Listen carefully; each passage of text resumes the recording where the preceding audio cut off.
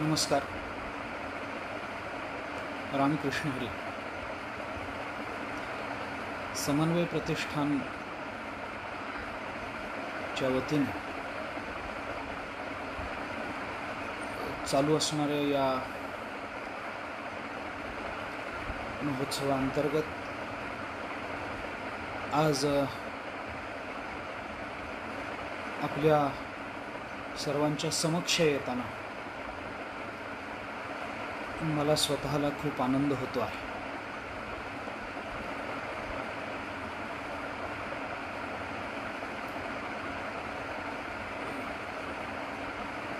या कार्यक्रमाच्या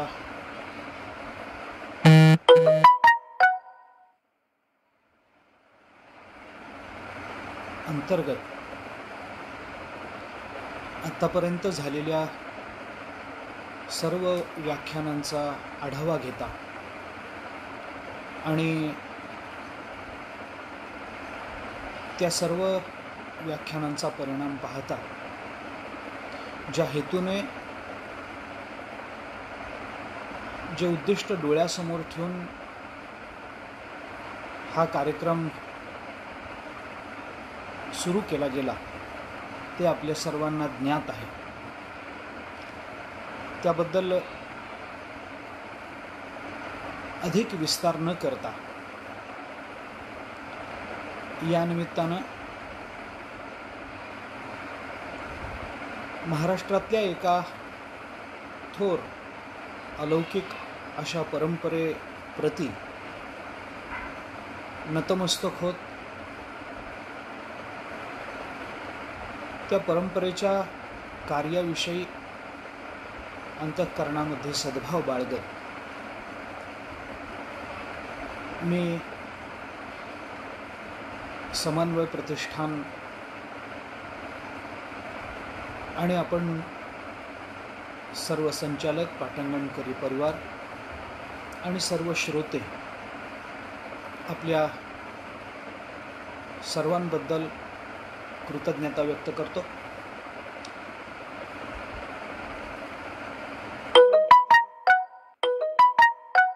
आज मी काही बोलावं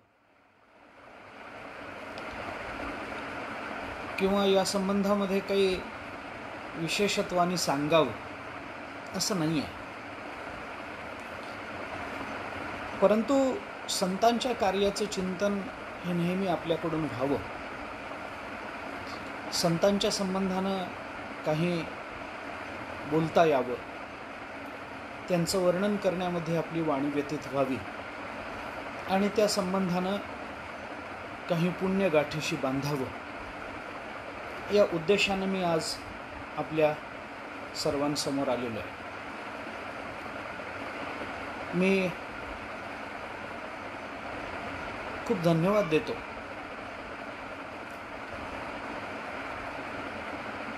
समन्वय प्रतिष्ठानला, पाटंगणकर परिवाराला, परंपरेला की मानवी जीवनाच्या खऱ्या अर्थाने मानवी जीवनाचं उद्दिष्ट हे समाजाला ज्ञात करून देणं आणि त्या उद्दिष्टापर्यंत पोचण्याच्या प्रेरणा आणि त्या उद्दिष्टापर्यंत जाण्यासाठी हाताला धरून तिथपर्यंत नेण्याचा मनाचा मोठेपणा दाखवणं हे केवळ एक संतच करू शकतात. संतांचं कार्य हे नेहमीच मानवी जीवनाच्या कल्याणाचं राहिलेलं आहे. किंबहुना अधिक स्पष्ट बोलायचं झालं तर मानवी जीवन आणि त्या जीवनाचं ध्येय काय आहे या संबंधामध्ये वास्तविक जीवनाचं कल्याण नेमकं कशात आहे आणि त्या कल्याणाचा नेमका अर्थ काय याची सुद्धा यथार्थ जाणीव सामान्य माणसाला नसते. लौकिक विषयांची प्राप्ती आणि त्या लौकिक विषयांच्या प्राप्तीसाठी केलेले प्रयत्न या दोन्हीलाच सामान्यतः मनुष्य आपलं जीवन लौकिक अर्थानं मानत असतो. विषयाच्या जास्तीत जास्त भोगाला आपल्या जीवनाचं ध्येय मानायचं आणि त्या विषयाच्या भोगाच्या प्राप्तीकरता कराव्या लागणाऱ्या प्रयत्नांना पुरुषार्थ मानायचा. इतक्या सामान्य आणि लौकिक अर्थानं किंबहुना अत्यंत परिच्छिन्न अर्थानं, मर्यादित अर्थानं स्वजीवनाकडे बघण्याची जी एक अत्यंत घातक आणि वाईट सवय ही भौतिकवाद्यांनी माणसाला लावलेली आहे असं म्हणू, किंवा मनुष्य अज्ञानानं अशा विचाराकडे प्रवृत्त झालेला आहे. अशा सवयीतून त्याला बाहेर काढून, अशा अज्ञानातून त्याला बाहेर काढून मुळात आपल्या जीवनाचं ध्येय काय आहे हेच मुळात सांगणं आणि त्या ध्येयाच्या यथार्थतेची जाणीव करून देणं, लौकिक अर्थानं त्या दृष्टीने त्याचे डोळे उघडून देणं, हे संतांचं कार्य आहे. संत महात्मे विषयाकडे प्रवृत्त करत नाहीत, परंतु विषयाच्या त्याज्यतेचं, विषयाच्या घातकतेचं महत्त्व आम्हाला पटवून देतात. हे विषय आमच्या जीवनावर काय परिणाम करतात, या विषयाचा परिणाम अतिशय प्रतिकूल दृष्टीनं आमच्यावर कसा होतो या दृष्टीनं ते काही सांगत राहतात. आणि विषय प्राप्तीमध्ये मानवी जीवनाची इतिकर्तव्यता नाही हे आमच्या मनावर पटवून देतात, मनावर बिंबवून देतात. याच्याकरता वेदापासून ते संत वाङ्मयापर्यंत चालत आलेला जो एक तत्वज्ञानाचा प्रशस्त राजमार्ग आहे, तो मार्ग अत्यंत सोपा करत, तो मार्ग अत्यंत अनुकरणीय करत, आचरण्याकरता सहज करत संत महात्मे मानवी जीवनाला त्या मार्गावरून नेण्याचा प्रयत्न करत असतात. अशी अनेक प्रमाणं आपल्याला या संदर्भामध्ये देता येतील की ज्याच्यामध्ये संत महात्म्यांनी आम्हाला या मार्गावरून कसं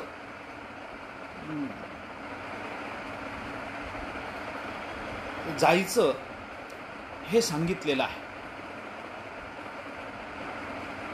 हे संत महात्मे केवळ आणि केवळ जगताच्या कल्याणाकरता इथं अवताराला आलेले असतात. मोडोनिया वाटा सूक्ष्म दुस्तर, केला राज्यभार चाले ऐसा, असं तुकोबारांनी म्हटलं आहे. खरोखर मोठे राजमार्ग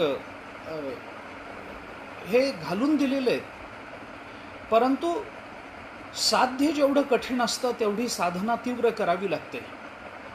तीव्रतेच्या भयाने राजमार्गाकडे मनुष्य सामान्यत्वानं प्रवृत्त होत नाही. हा मानवी स्वभावाचा आढावा घेऊन संत महात्म्यांनी त्या काठिण्याला दूर कसं करता येईल याचा विचार केला.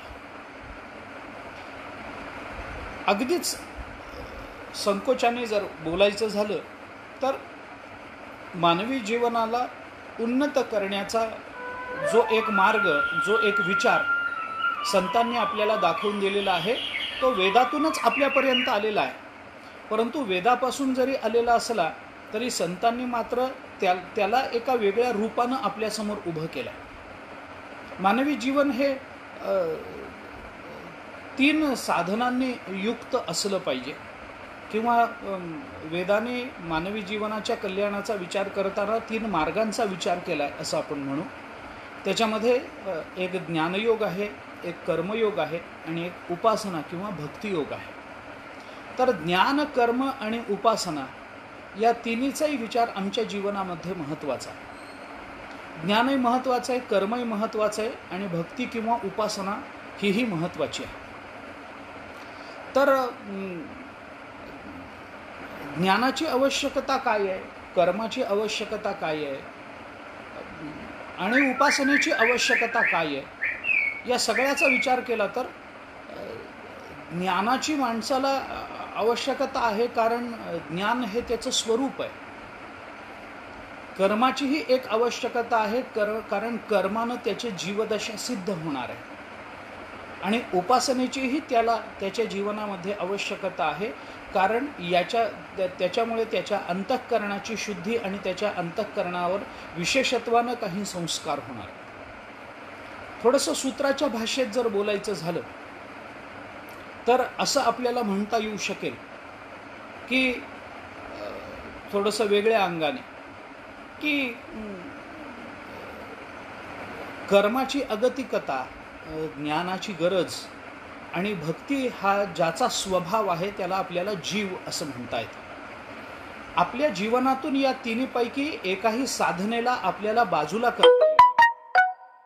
आपण थोडा या संबंधामध्ये विचार करूया की ज्ञानाची एक गरज आहे, भक्ती हा स्वभाव आहे आणि कर्माची अगतिकता आहे.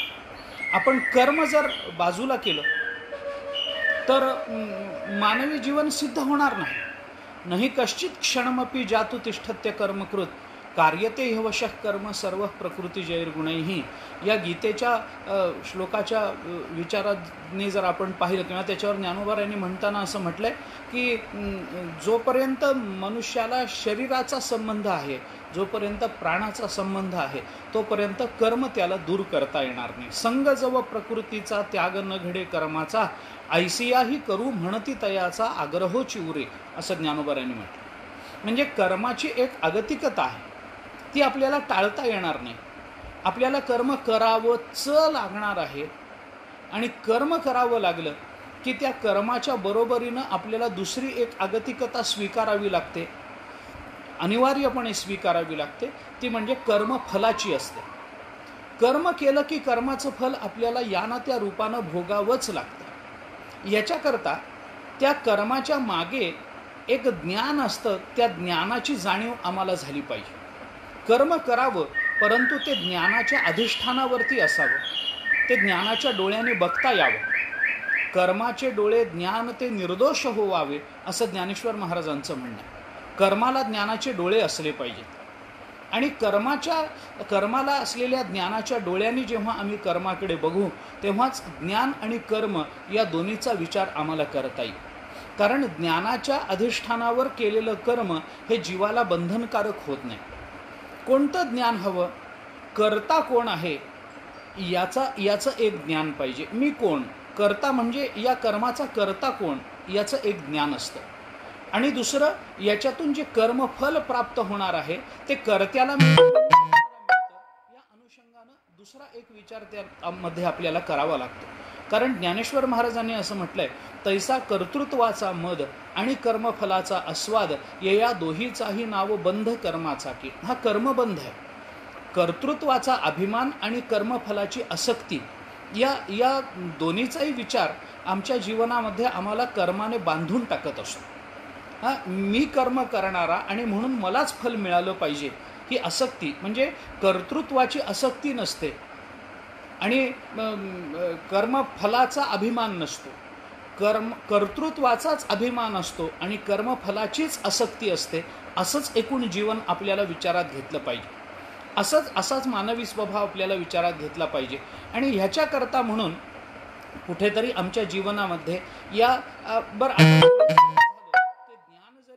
विचारात घेतलं तरी आणखीन एक भीती राहतेच, ते म्हणजे ज्या सगळ्या ज्ञानानं आम्ही कर्म करू इच्छितो त्या ज्ञानाचाही अभिमान आमच्या जीवनामध्ये निर्माण होण्याची शक्यता असते. तो ज्ञानाचाही एक अभिमान निर्माण होतो आणि ज्ञानाचा अभिमान निर्माण झाला की ते ज्ञानही पुन्हा घातक होतं. याच्याकरता म्हणून तेही निवृत्त व्हावं याच्यासाठी भक्तीचा एक स्वभाव असतो. भक्ती हा मानवाचा एक स्वभाव आहे.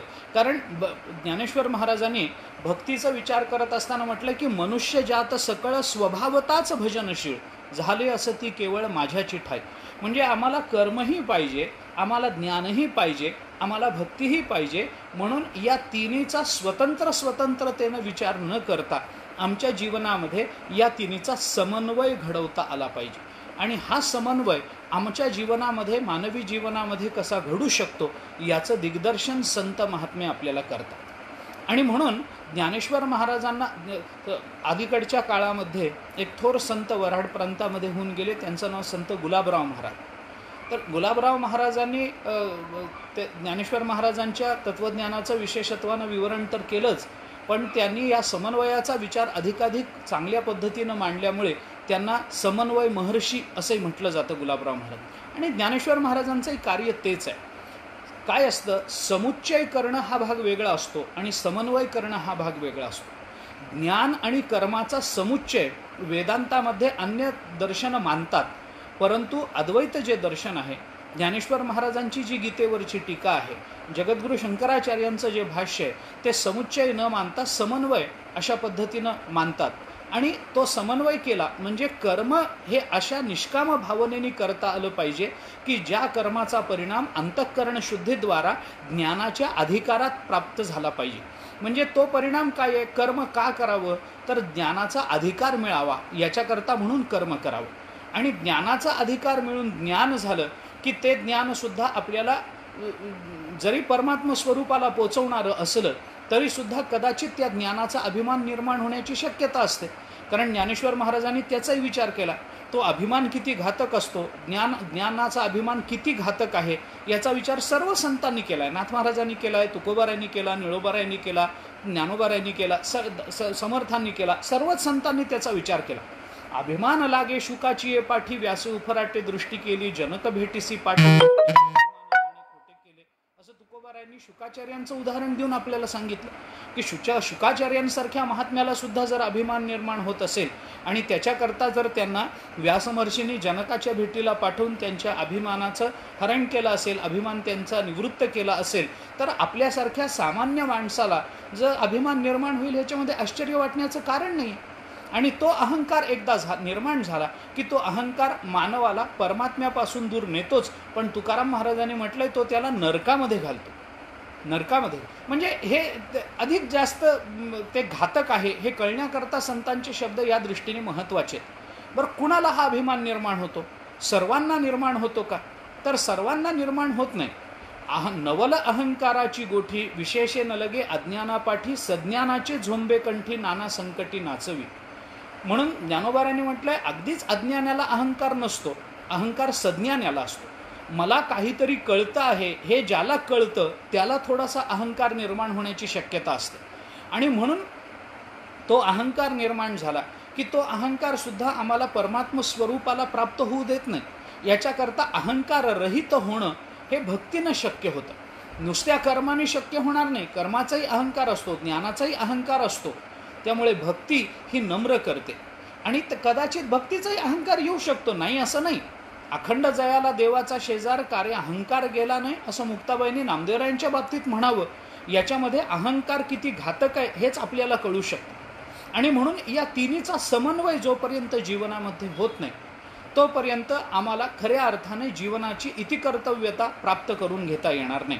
आणि संत महात्मे केवळ कर्म सांगत नाहीत, केवळ ज्ञान सांगत नाहीत, केवळ भक्ती आंधळी भक्ती सांगतात असं नाही, तर कर्मालाही ज्ञानाचे डोळे पाहिजे. ज्ञानाच्या अहंकाराच्या निवृत्तीकरता भक्ती पाहिजे, भक्तीच्या अहंकाराच्या निवृत्तीकरता ज्ञान पाहिजे. हे असं सगळं एकमेकांशी संबंधित आहे. आणि जोपर्यंत असा समन्वय आम्ही करत नाही तोपर्यंत खऱ्या अर्थाने आम्ही पारमार्थी झालो असं म्हणता येणार नाही. तोपर्यंत खऱ्या अर्थाने परमार्थाचं फल आमच्या पदरात पडलं असं आम्हाला म्हणता येणार नाही. आणि त्या दृष्टीने विचार करून समन्वयाचा एक मार्ग, समन्वयाचं एक महत्त्व संतांनी आपल्याला दाखवून दिलेलं आहे. संतांचं कार्य काय, संत करतात काय, या संबंधानं अनेक पद्धतीने विचार आपल्याला मांडता येईल. तो सगळाच विचार आत्ता मला मांडणं शक्य नाही आहे. परंतु असं समन्वयाचं कार्य हे केवळ तात्विक दृष्टीनेच नव्हे तर समन्वयाला एक सामाजिक दृष्टिकोन देऊन जनी जनार्दनांनी हे कार्य, संत कार्य पुढं नेलेलं आहे. परंपरेनं चालत आलेलं ज्ञान, परंपरेनं चालत आलेल्या श्रद्धा आणि आपल्या स्वतःच्या प्रयत्नानं सिद्ध केलेल्या आपल्या जीवनातला अधिकार हे सुद्धा समाजाला देण्यामध्ये जनी जनार्दनांचा फार मोठा वाटा आहे.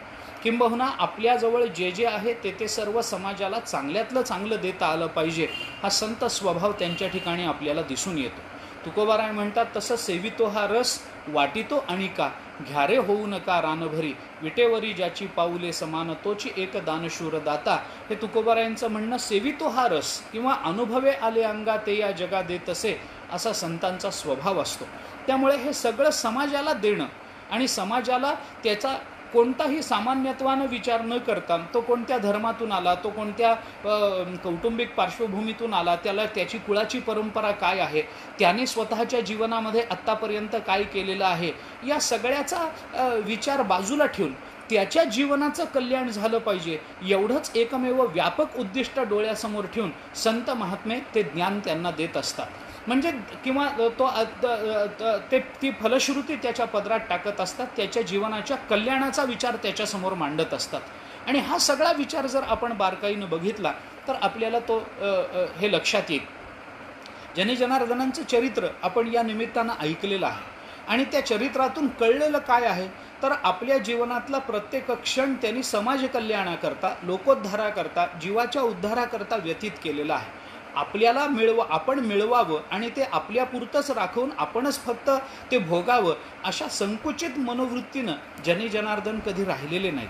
ते अखंड लोककल्याणाकरता झटत राहिले.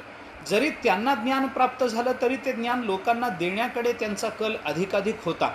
याच्या ज्ञानेश्वर महाराजांनी म्हटलंय ना, आपल्या सद्गुरूंच्या संबंधानं अनुभवामृतामध्ये बोलताना ज्ञानेश्वर महाराज असं म्हणतात, कैवल्य कनकाची या दाना जो न कडसी थोरसाना दृष्ट्याची या दर्शना पाढाऊ जो. ज्ञानोबराय म्हणतात कैवल्य कनकाचं दान देण्याकरता ते थोरसान बघत नाहीत. मोठं कोण आहे, लहान कोण आहे, याची जाती काय, हा कुठल्या जाती धर्माचा आहे, हा कुठून आलेला आहे, याने आत्तापर्यंत काय केलेलं आहे, हा विचार स्वतंत्र आहे. कारण काय, एका विवेकी दृष्टीने जर आपण बघत राहिलो तर आपल्याला हे निश्चित पद्धतीनं कळेल की आत्तापर्यंत आपलं जीवन कसं गेलेलं आहे याचा विचार एका बाजूला ठेवून इथून पुढे आपल्याला कसं जगायचं आहे आणि इथून पुढे आपल्याला काय साध्य करून घ्यायचं आहे याचा विचार करणं हे अधिकाधिक विवेकीपणाचं लक्षण आहे. आत्तापर्यंत झालं असे, नाही ऐकिले गाईले गीत, धरिली लाज सांडिले हित, नावडे पुराण बैसले संत, केली बहुत परनिंदा, अशा पद्धतीचं जीवन कदाचित एखाद्याचं व्यतीत झालेलंही असेल. पण इथून पुढे आता तरी पुढे हाची उपदेश नका करू नाश आयुष्याचा, सकळांच्या पाया माझे दंडवत, आपुलाले चित्त शुद्ध करा, ही तुकोबारायांची वाणी त्याच दृष्टीने आपल्याला वर्तमानातून भविष्याकडे प्रवृत्त करत नाही का? संत महात्मे आपल्याला वर्तमानातून पुढे नेतात. कदाचित आपली पार्श्वभूमी, कदाचित आपला भूतकाळ हा फार चांगला नसेलही कदाचित, पण प्रत्येक वेळेला भूतकाळामध्ये अडकून पडणं आणि भूतकाळ चांगला नाही म्हणून वर्तमानाचा विचार न करता भविष्याकडे दृष्टी न ठेवणं हे कोणत्याही विवेकी विचाराचं लक्षण नाही आहे. याच्याकरता संत महात्मे आपल्याला सांगतात की आतापासून, या क्षणापासून आपण आपल्या जीवनाला आकार देऊ शकतो. आत्तापर्यंत झालं ठीक आहे, पण इथून पुढे जर जीवनाला आकार देणं शक्य असेल तर तो देता आला पाहिजे. आणि नेमकं जनी जनार्दनांनी आपल्या आयुष्यामध्ये लोककल्याणार्थ जे केलं ते अशाच स्वरूपाचं आहे. चला सगळे मिळून जाऊ, चला असं म्हणून हाताला धरून बरोबर नेणं. म्हणजे तुकोबाराय म्हणतात तसं, योगक्षेम त्यांचे जाणे जडभारी, वाट दावी करी धरोनिया वाट दावी. असं सांगून संत मोकळे झाले असते, कदाचित त्यांना ते शक्यही झालं असतं. परमात्म्याने अर्जुना या मार्गात तरी झडझडोनी वहिला नेक, ये भक्तीची ये वाटे लाग, असं म्हणून सांगून मोकळे झाले. तसं संतांनी केलं का? संत म्हणतात तसं नाही. तुम्हाला जा म्हणून सांगणं याला महत्त्व नाही आहे. कदाचित अधिकार नसलेला जा म्हणून सांगण्याने त्या मार्गावरून जाऊही शकणार नाही. म्हणून आम्ही तुम्हाला बोटाला धरून नेतो, हाताला धरून नेतो. वाटदावी करी धरोनिया वाटदावी. हाताला धरून रस्त्याला लावणं, हाताला धरून रस्त्यावरून नेणं. स्वल्प वाटे चला जाऊ, वाचे गाऊ विठ्ठल, तुम्ही आम्ही खेळी मेळी गदारोळी आनंद. या तुकाराम महाराजांच्या वचनानुसार ते चला स्वल्प वाटे चला जाऊ, चला आम्ही तुमच्या बरोबर असलो की ही वाट स्वल्प वाटते. हाही एक आपल्याला वेगळा विचार त्याच्यातून घेता येऊ शकतो. स्वल्प वाटे चला जाऊ म्हणजे संतांबरोबर आपण जायला लागलो की मोठी असणारी वाटसुद्धा स्वल्प वाटते. आपण ज्ञानेश्वर महाराज, तुकाराम महाराजांच्या दिंड्यांमधून पालखीबरोबर जेव्हा चालतो पण संतांबरोबर चालताना आपल्याला कधी पंढरपूर आलं भजन करत हे कळत सुद्धा नाही. स्वल्प वाटे चला जाऊ, आम्ही तुमच्याबरोबर असलो की वाट स्वल्प वाटते. आणि ही भक्तीची वाटच मुळात स्वल्प आहे की आपल्याला लवकरात लवकर ती भगवंताच्या चरणाजवळ पोचवणारी आहे. अधिक आपल्याला काही करायचं नाही. तुका म्हणे फार येथे नाही लागत व्यवहार, काही फार व्यवहार लागत नाही. चटकन आपल्याला जाता येतं. खूप काही आराधना करा, जन्म जन्मांतरा बहुनाम जन्मनाम अंते ज्ञानवान माम प्रपद्यते, याच्याकरता खूप मागे जा, खूप काहीतरी करत या, अमुक करा तमुक करा, पुढच्या जन्माची वाट बघा, कशा करता? संतांच्या बरोबरीनं सताम साप्तपदम मैत्रम असं म्हटलं जातं ना, योग वसिष्ठामध्ये आलं. 7 पावलं संतांबरोबर चाललं की संतांची मैत्री होते, संतांचा संग प्राप्त होतो. आणि त्या दृष्टीनं आमचं जीवन संतांच्या विचाराबरोबर प्रवाहित झालं पाहिजे. याच्याकरता संत महात्मे कटिबद्ध असतात. जनी जनार्दनांचं चरित्र आपण जर बघितलं तर त्याच दृष्टीनं एक अतिशय महत्त्वाचं कार्य त्यांनी हे केलं. म्हणजे 2 अर्थाने आपल्याला विचार करता येतो. संत कार्य त्यांनी केलंच, पण मागून चालत आलेली परंपरा ही सुद्धा पुढच्यांच्या हातामध्ये निर्मोही होऊन देणं, कुठलाही स्वतःचा अभिनिवेश, स्वतःच्या नामरूपाचा अस्तित्वाचा कोणताही अभिनिवेश त्याची अपेक्षा न करता पुढच्या परंपरांना ते देणं, याच्याकरता लागणार एक ज्याला वेदांताच्या परिभाषेमध्ये वशिकार वैराग्य म्हणतात, तशा वशिकार वैराग्यानं युक्त असणारे जनी जनार्दन हे आपल्याला जो मार्ग दाखवतात, जो समन्वय समन्वयानं आणि त्या मार्गावरून जाण्याचा प्रयत्न आपण सर्वांनी केला पाहिजे, तरच खऱ्या अर्थाने. कारण काय होतं की तत्वज्ञान हे अवघडच असतं. तुकाराम महाराजांनी म्हटलंय, अवघड कोणी न करी सांगता सुलभ बहुता गोड वाट. अरे तुम्ही कुंडलिनी जागी करा असं म्हटलं तर लोक प्रवृत्त होत नाहीत. पण काय नाही, तुम्ही नुसतं नामस्मरण करा, तुम्ही बघा तरी, तुम्ही याचं चिंतन तरी करा असं म्हणून सांगणं, आणि थोडा अधिकार प्राप्त झाल्यानंतर ज्या अवघड वाटणाऱ्या संज्ञा आहेत, संकल्पना आहेत, त्या अत्यंत सोप्या परिभाषेमध्ये समाजाला समजावून सांगणं. संत 2 पद्धतीनं हे कार्य करत असतात. एक, जोपर्यंत त्यांचं अस्तित्व असतं तोपर्यंत कृतीतून ते समाजाला शिकवत असतात, आणि त्यांच्यानंतर त्यांचं वाङ्मय समाजाला तेच कार्य शिकवत असतं, सांगत असतं. तुकाराम महाराज ज्ञानोबाराय होते तोपर्यंत त्यांचं कार्यच समाजाला दिशा देणारं होतं, पण ज्ञानोबाराय संजीवन समाधीस्थ झाले, सदेह वैकुंठाला गेले. नाथ महाराजांच्या नंतर या सगळ्या संतांच्या वाङ्मयाने तेच कार्य या महाराष्ट्रामध्ये केलं, जे कार्य ते संत डोळ्यांना दिसत असताना करत होते. म्हणजे त्याच्यामध्ये तसूभरही फरक पडला नाही. एकनाथी भागवतांनी तेच कार्य केलं जे कार्य ज्ञानेश्वरीनं केलं. नाथ महाराजांच्या भागवतांनी, रामायणाने जे कार्य केलं तेच कार्य तुकोबारायांच्या गाथ्यांनी केलं, तेच कार्य समर्थांच्या दासबोधांनी केलं. म्हणजे या परंपरा आपल्यापर्यंत थोडंसं उलटं जर आपण गेलो तर आपल्याला ते चटकन लक्षात येईल. मी थोडंसं वेगळ्या शब्दामध्ये मांडतो थोडंसं, की माणसं म्हणतात ज्ञानेश्वरी पटकन वाचली तर कळत नाही. कळणारही नाही, कारण ती भाषा, तो काळ, ते सगळंच थोडंसं आत्ता आपल्याला अनभिज्ञ आहे, मान्य आहे. मग याच्याकरता काय करावं? ज्ञानेश्वरी कळायची असेल तर पहिल्यांदा तुकोबारायांचा गाथा वाचावा. तुकोबारायांचा गाथा वाचून झाल्यानंतर मग एकनाथी भागवत वाचावं, आणि एकनाथी भागवत वाचल्यानंतर मग ज्ञानेश्वरी वाचावी. म्हणजे ज्ञानेश्वरी सोपी जाते. म्हणजे ज्ञानेश्वर महाराजांच्या ज्ञानेश्वरीनं जे सांगितलं ते नाथ महाराजांच्या भागवतानं सोपं करून दिलं, अधिक सोपं करून दिलं. कारण आपण नाथ भागवत जर पाहिलं असेल तर आपल्या लक्षात येईल की ज्ञानेश्वरीतल्या अनेक संकल्पनांचे, अनेक संज्ञांचे अर्थ नाथ महाराजांनी इतके सोपे केले, एका वाक्यामध्ये त्या सगळ्या संज्ञा स्पष्ट करून दिल्या. म्हणजे नाथ महाराजांचं वाङ्मय वाचताना आपण फार मोठं तत्त्वज्ञान वाचतो आहोत हे कळत नाही, परंतु जेव्हा आत्मसात होतं तेव्हा कळतं की आपण फार मोठं तत्त्वज्ञान आपल्या पोटात घेतलं. हे संतांच्या भाषेचं वैशिष्ट्य आहे, हे त्यांच्या वाङ्मयाचं वैशिष्ट्य आहे. आणि अशा पद्धतीनं मग जेव्हा नाथ महाराजांचं भागवत आपण वाचायला लागतो तेही जेव्हा कळत नाही तेव्हा आपण गाथा वाचावा. गाथा अजून जास्त सोपा आहे, कारण तो आपल्या अधिक जवळ आलेला आहे. आपण हे लक्षात घ्या. या अभंगातून आपल्याला ते जास्त महत्त्वानं, जास्त लवकर आपल्याला ते कळत जाईल, त्याचं महत्त्व अधिकाधिक आपल्याला ते समजत जाईल. आणि अशा पद्धतीनं उलट्या क्रमाने गेलो की मग ज्ञानेश्वरी आपल्याला कळत जाते. म्हणजे वाङ्मयीन कार्य हे एक वेगळंच आहे, आणि ते कार्य तेच कार्य करतं जे कार्य संतांना अपेक्षित आहे, आणि संत अवताराला आलेल्या असताना ते जे कार्य करतात तेच कार्य नंतर त्यांचं वाङ्मय करत असतं. आणि म्हणून शब्दरूपानं आणि कृतीरूपानं असा संतांचा उपदेश असतो. महाराष्ट्रामध्ये ज्या काही परंपरा झाल्या त्याच्यामध्ये काही संत असे आहेत की त्यांनी फक्त कृतीरूपानंच कार्य केलं, त्यांचं वाङ्मय असं काही नाही. अलीकडच्या काळापर्यंत जर बोलायचं झालं तर गजानन महाराज हे कृतीरूपानंच समाजाला मार्गदर्शन करत राहिले. त्यांनी काही अभंग निर्मिती केली नाही, त्यांनी काही तशा पद्धतीनं वाङ्मय रचना केली नाही, काही नाही. किंवा त्याच्याही अलीकडे जर बोलायचं झालं तर आपण गाडगेबाबांचं नाव घेऊ शकतो.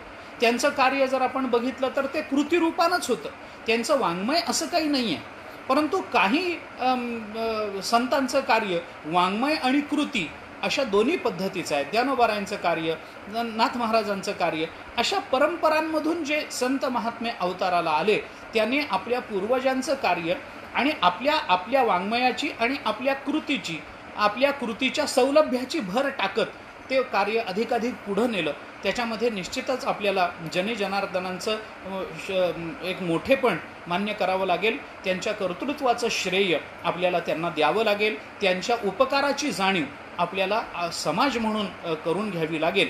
तर अशा पद्धतीनं त्यांचं कार्य डोळ्यासमोर ठेवून त्या दृष्टीनं आपण आपली वाटचाल केली पाहिजे.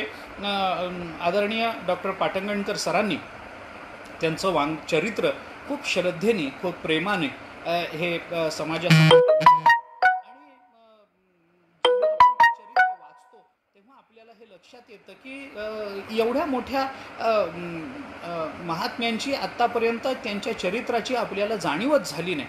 आपण ती जाणीव करून घेण्याचा प्रयत्नही केला नाही, याचं वाईट वाटायला लागतं. म्हणून लवकरात लवकर त्या चरित्राकडे आपण प्रवृत्त होणं हे आपलं जीवन समृद्ध करणारं ठरेल असं या निमित्ताने धर्माधिकारी परिवाराने सुद्धा हा समन्वय प्रतिष्ठानच्या माध्यमातून हा जो कार्यक्रम संपन्न केला त्याचा अभिप्राय किंवा त्याचाही हेतू तोच आहे की जेणेकरून समाजाला संत वाङ्मयाची गोडी लागावी, संतांच्या वाङ्मयातून सिद्ध होणाऱ्या तत्त्वज्ञानाकडे आणि त्यातील महत्त्वाच्या अशा जीवनाच्या कल्याणदायक विचारांकडे आपण सर्वांनी प्रवृत्त व्हावं की जेणेकरून आपलं जीवन हे मानवी जरी असलं तरी या संतांच्या वाङ्मयाच्या आणि त्यांच्या कृतीच्या आचरणातून ते नुसतं मानवी न राहता ते दैवी व्हावं.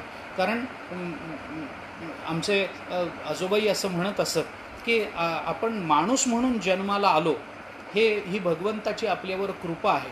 पण आपल्याला माणूस म्हणून न ठेवता संतांनी आपल्याला मोठं करायचं ठरवलेलं आहे आणि संत आपल्याला परमात्म स्वरूप करतात. ही आपल्यावर संतांची झालेली कृपा आहे. संत कृपा आपल्याला परमात्म स्वरूप बनवते, सद्गुरू कृपा आपल्याला परमात्म स्वरूप बनवते. परमात्म्याने आपल्याला जन्म दिला, आपल्या पूर्वकर्माच्या आधारावर किंवा काही संगती आपण त्याची लावू शकतो, आत्ता तो विचार महत्त्वाचा नाही आहे. पण आपण माणूस म्हणून जन्माला आलो तरी निदान त्याच्या खाली तरी आपण जाऊ नये, तिथून वरच जाण्याचा प्रयत्न केला पाहिजे. आणि तो प्रयत्न करायचा असेल तर संत कार्य आणि संत वाङ्मय याच्याशिवाय दुसरा कोणताही मार्ग आपल्या जीवनामध्ये नसतो, हे आपण लक्षात घेतलं पाहिजे. आणि त्या दृष्टीने संतांच्या विचाराकडे लवकरात लवकर प्रवृत्त झालं पाहिजे.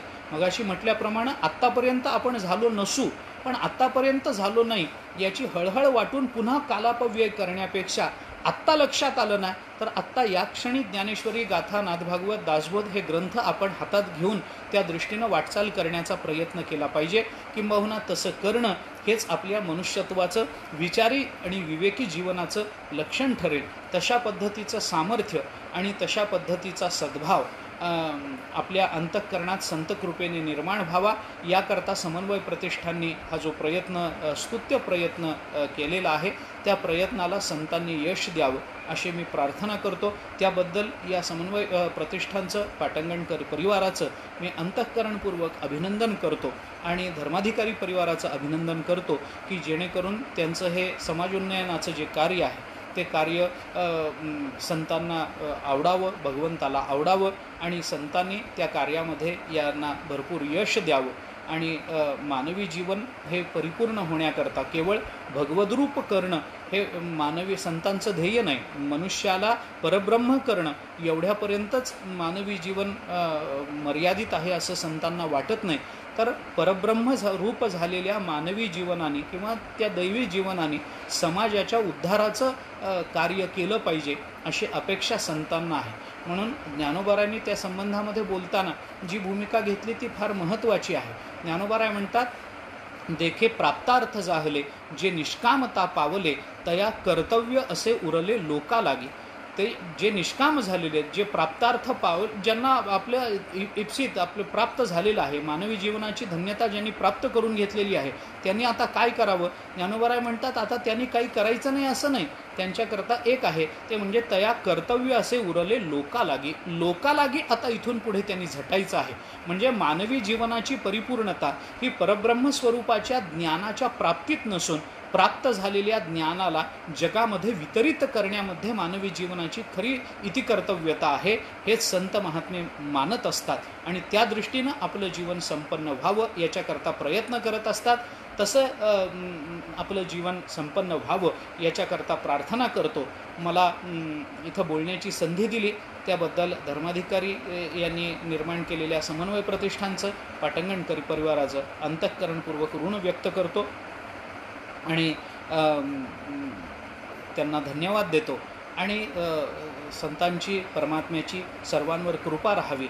आणि ज्ञानेश्वर महाराज म्हणतात त्या पद्धतीने किंबहुना सर्व सुखी पूर्ण होवो नितीही लोकी भजिजो आदिपुरुषी अखंडित अशी सद्भावना या निमित्तानं व्यक्त करतो. पुनश्च समन्वय प्रतिष्ठानला शुभेच्छा देतो आणि थांबतो. रामकृष्ण हरी. नमस्कार.